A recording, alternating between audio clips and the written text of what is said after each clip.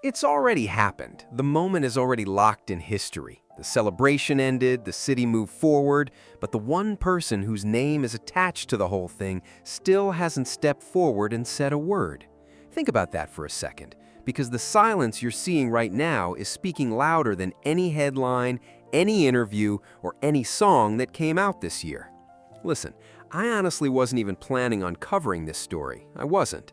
I watched it unfold, I waited, and I gave it time. I kept checking for that one post, that one reaction, that one moment that would completely change the conversation. But it never happened. And now we're here. Because by the time I break this entire situation down, the photos, the social media posts, the appearances, and every Papoose moment from the last few weeks are going to look completely different to you. I'm telling you that right now. So let's jump straight into what happened after the celebration. The Knicks secured the championship. The parade took over Manhattan, the streets were full, the fans were celebrating, and the city had its soundtrack ready. Then, the official Knicks championship record dropped, titled "The Knicks Won the Chip," and right there in the credits, the name attached to the production was Swizz Beatz. Huge moment, huge record, huge platform. On paper, this should have been Papoose's biggest celebration in years. But this is where things start getting strange. Swizz Beatz didn't say anything. No post, no repost, no story, no public celebration, no live reaction, no big announcement, nothing. And that's coming from the same producer who usually treats his social media like a personal archive for his legendary work. The same Swizz Beatz who can bring back an old DMX track from years ago and celebrate it like it just dropped today. The same Swizz Beatz who highlights the smallest details of his own production history. But when it came to this record, the one where his name is right there in the credits, the person behind the sound suddenly disappeared. And no, people aren't just looking at that as random anymore. Some see it as a message. And in this industry, sometimes silence says everything. Now, before we go deeper into this whole situation, I want to point out something that a lot of people online are missing, because the internet already picked a side and started running with the first story they heard. Everyone is saying Papoose got played. Everyone is saying Remy Ma took control of the situation. People are digging through timelines and old posts, but almost nobody is focusing on the one detail that might connect all the pieces together. And that detail didn't come from a random blog or a rumor page. That detail allegedly came from a producer group chat that was never supposed to become public, but somehow ended up being discussed. We'll get into that. Stay with me. First, let's look at the timing, because the timing right now is raising questions. While Swizz Beatz stayed completely quiet when it came to Papoose's record, he wasn't quiet everywhere else. He was active. He was visible. He was showing love for Alicia Keys, celebrating the Knicks parade, posting city moments, and being around the right people in the right places. Now look at that circle for a second. Pay attention to who was there, because Remy Ma was part of that picture. Fabulous was there, French Montana was there, Alicia Keys was there. Everybody seemed to have a place in that circle. But Papoose? Papoose was missing from the picture. So now look at the situation again. You have a producer whose name is directly connected to Papoose's biggest record of the year, publicly celebrating and standing beside Papoose's estranged wife, while not showing the same energy toward the record carrying his own name. Say that one more time and really think about it, because the question becomes, where exactly is the comfort level in that situation? And honestly, it's hard to find one. Now keep that in mind, because this is where the pieces on the board start shifting right in front of everybody. Hip-hop fans turned into full-time investigators overnight, and I can't even lie, some of them started connecting dots. The main theory spreading through comments, conversations, and industry circles is that Swizz Beatz may not have created the Knicks record in the way people originally assumed. The speculation is that the beat could have been purchased, licensed, or arranged through a deal that allowed Papoose to attach Swizz Beatz's name to the credits without Swizz actually being in the studio creating it with him. No recording session, no back and forth, no final adjustments, just a clean credit on paper. And if that's what really happened, then it changes the entire conversation, because in the producer world, a credit is not just a name sitting there. A credit represents approval. A credit represents connection. A credit tells the industry, that's someone I stand behind. And if Swizz Beatz never gave that record the public support people expected, and now he's choosing not to promote it, then people aren't viewing that as simple silence anymore. They're viewing it as a message, and the whole industry is paying attention. All right, pause for a second, because I told you we were coming back to that producer group chat situation, and I'm going to give you the smallest piece of what's being discussed because you stayed with me this far. The word going around, and I'm saying allegedly so everyone understands, is that when this Knicks record first started getting teased, some producers inside a private chat were reportedly confused because the people closest to Swizz Beatz, the ones who usually know when his name is attached to a major project, supposedly had no idea this placement was happening. They didn't find out through the studio. They didn't get the inside information. They found out the same way everyone else did, through the rollout and the credits. And when one person allegedly reached out with a congratulations message to the camp, the response reportedly was something along the lines of, "That wasn't from us." Now that right there is the somebody building one. And here's the part people keep overlooking about Remy Ma. Her connections aren't just popularity. Her relationships are built like a foundation. Remy came up under the influence of Big Pun, may he rest in peace. She survived one of the toughest eras of New York hip-hop. She faced setbacks, came back stronger, earned major recognition, made her mark on VH1, made an impact through love and hip-hop, and now she's creating another lane through Lifetime. That's not a quick wave. That's decades of relationships. That's years of phone calls being answered. Years of being present when nobody was watching. Years of trust built behind closed doors. So when Remy Ma has a moment, certain people naturally appear. Swizz is there, Alicia's there, Fat Joe is there, French is there, Max B is there. And that doesn't look like random timing. That looks like loyalty. And in this business, loyalty is the one thing money can't easily replace. Now put Papoos's rollout next to hers and tell me you don't notice the difference. A song here, a performance there, a Knicks anthem dropping almost perfectly around the same time as her remix starts gaining momentum. A clip here, a feature there. Fans have already started calling it, in the nicest way possible, echo drops. But the harsher version of that conversation, the one flooding the replies that I'm not even going to repeat, is much more disrespectful. Because the way people are looking at it now, it seems like Pap isn't creating his own lane. It looks like he's moving on a track that was already... Temperature feels cold, very cold. The fans notice it, the internet notices it, and whether he talks about it publicly or not, there's a good chance Papoose notices it too. Quick pause. If you've made it this far, hit that like button, because the next part is where this conversation gets even deeper. This is the part that's going to make people uncomfortable, and I need this video to reach the people who actually follow the culture. Are we good? Let's continue. Because here's the truth about this entire situation that nobody really wants to say out loud. Hip-hop has always been a relationship game disguised as a music game. The beats matter, the lyrics matter, the numbers matter, but long-term careers are often built on who stands beside you when the cameras are on. Who answers your call when nobody is watching? Who supports your work without needing a reason? Who walks into the room and makes it clear they know you? Right now, at this exact moment, Remy Ma is standing alongside some major names in the industry. Papoose, with all respect to his talent and his career, appears to be standing more on his own. And the person whose name is connected to his biggest record of the year seems to be standing on the other side of the picture, supporting, posting, and showing love like that other moment doesn't even exist. That's not necessarily disrespectful, that's positioning, and the positioning is impossible to miss. Now let me give a fair argument, because every story has another side. I want to give Papoose's side the space it deserves. His supporters would say people are reading too much into it.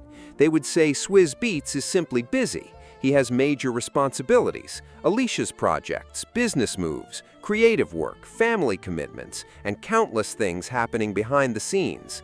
They would say silence does not automatically mean disagreement, and that is a fair point. I'll give that argument room. But here's the response to that response. This is where the question gets harder to ignore.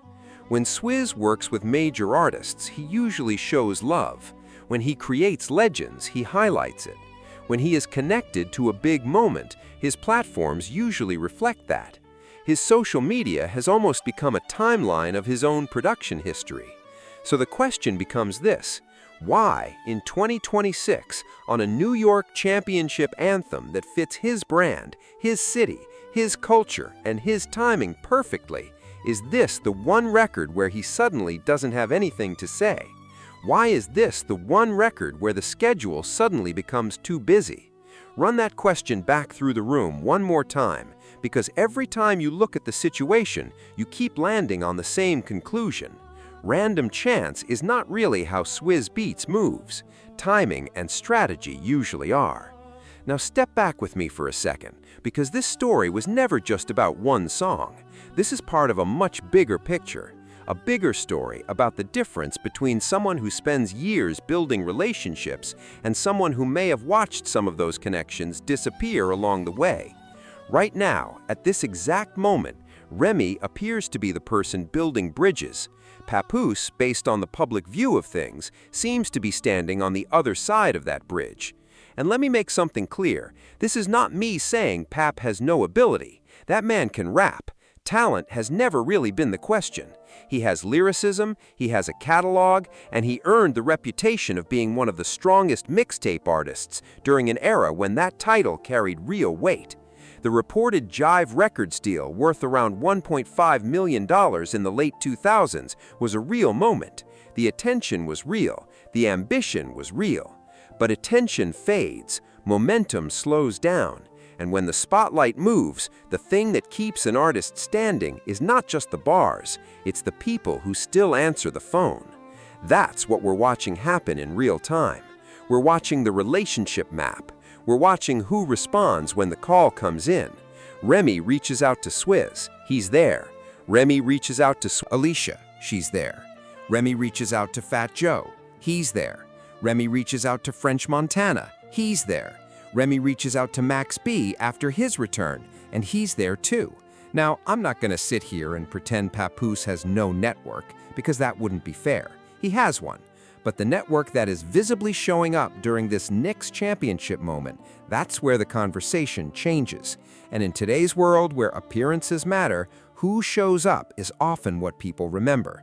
Now here's where I want to bring up something that people have not really focused on yet, because from the beginning, I told you this breakdown was going to look deeper than the surface.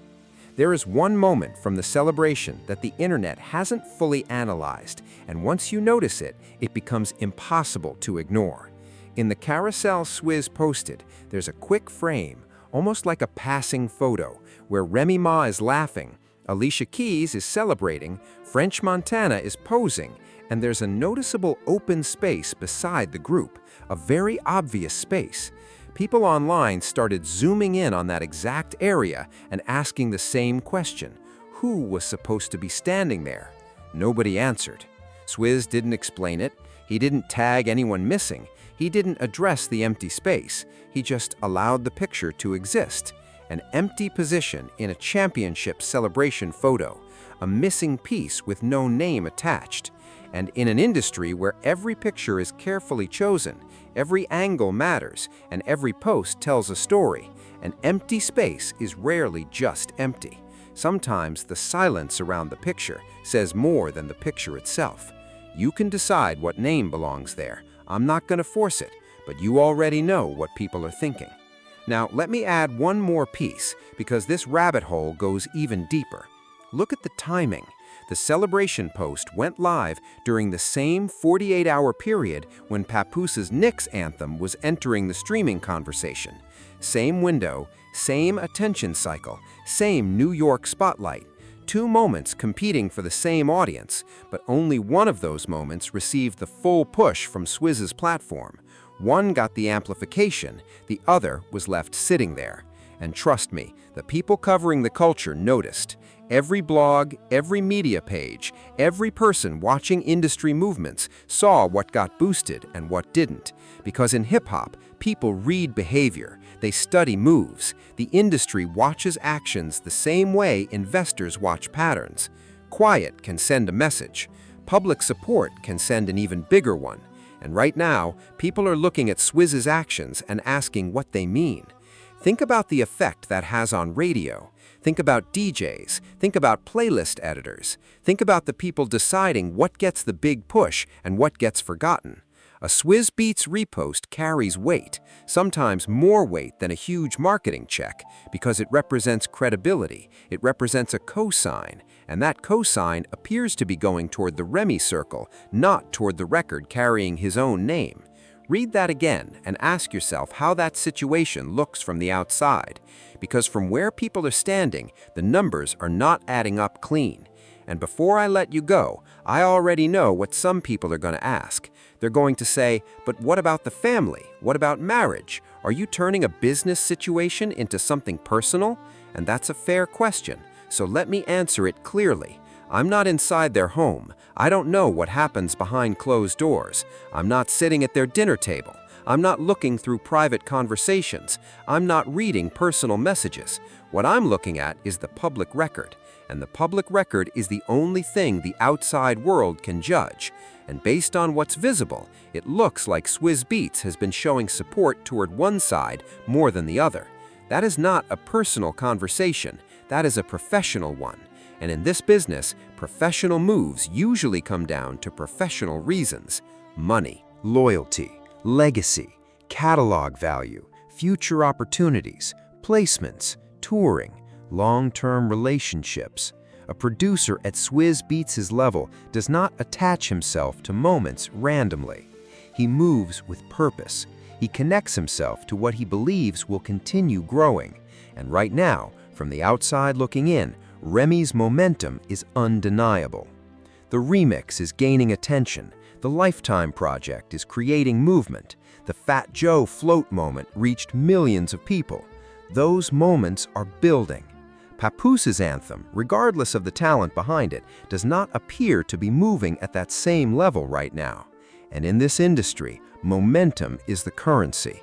It's what determines what gets pushed, what gets highlighted, and what gets left sitting quietly. That is not being cold. That is the reality of the business. It's the calculation of someone who has been doing this for decades and has never built a career around sympathy. Sympathy does not create classic moments. Strategy does. And right now, the strategy appears to be leaning toward the Remy side of the room. Now let me bring this whole thing together, because I know we've gone deep into the details, and you deserve the bigger picture. Here is where things stand from the outside. Swizz Beatz has not publicly shown support for Papoose's Knicks anthem in any obvious, visible social media way. But at the same time, he has been openly supporting Remy Ma's New York moment, Alicia Keys' New York moment, and the larger celebration that people noticed did not include Papoose. The pattern is hard for fans to ignore. The pattern does not look random. The pattern, in my opinion, and allegedly, looks like a veteran producer making a quiet statement through where he chooses to place his energy. And if that interpretation is correct, then this is bigger than one song. This becomes a positioning issue, because in hip-hop, your relationships become part of your brand. Your producer's energy becomes part of your image. When the person attached to your biggest record is loudly supporting another moment, but quiet around yours, people notice, the industry notices, promoters notice, DJs notice, radio notices, streaming teams notice, and eventually the audience notices too. And once the audience starts seeing a pattern, it becomes almost impossible to make them unsee it. So the question I want to leave you with is not whether Swizz Beatz is right or wrong. The real question is whether Papoose understands the signal being sent, whether his team can read the situation, whether they can adjust before silence turns into something permanent. Because here is what nobody tells artists in this position. Silence from a respected person is not always the final decision. Sometimes it's a warning sign. Sometimes it's a temperature check. And temperature checks can change, but only if somebody is willing to acknowledge that the room feels different. Not through social media, not through public reactions, behind closed doors. One real conversation, one honest phone call. Because a veteran understands something important. Careers can change with one conversation, one opportunity, one relationship was repaired. The next chapter can be rewritten faster than people think. But the question is, will that call happen? Nobody knows. The next move is on that side of the table. And this is why the story is not disappearing after 1 week, because the Knicks championship celebration is not just one night. It is a full season of moments. There will be more celebrations, more appearances, more events, more cameras, more photos, more opportunities for people to notice who is standing together and who is not. Every single one of those moments becomes another piece of the puzzle, another signal, another receipt. And the longer that empty space stays empty, the louder it becomes. That is the power of silence in this industry. Silence builds a reputation. Silence creates questions. Silence makes people look closer. And when a producer with the reputation of Swizz Beatz creates distance publicly, other people in the business start paying attention. They start wondering what they missed. They start asking questions they never asked before. And that is when things get complicated. Because sometimes it's not a rejection, it's just hesitation. It's the slow response. Let me check my schedule. The "my team will get back to you." The professional distance nobody openly admits exists. That is what is really at stake here. Not just one record, not just one moment. It's the perception around a New York artist's position in the culture. Now I want to hear your opinion. Do you think Swizz Beatz is quietly showing support for Remy Ma? Do you think everyone is reading too much into normal scheduling? Or is this the most subtle industry message we've seen all year, disguised as a simple producer credit situation? Drop your thoughts, because this conversation is far from finished. And before you leave, remember this story is still developing. More posts are coming. More public moments are coming. More music is coming. The remix is still moving. The Lifetime project is still rolling. The championship celebration is still creating new conversations every day. And every new moment will become another piece of evidence people look at, another detail, another chapter. So if you want to know what happens next, stay locked in, because the next signal could change the whole conversation.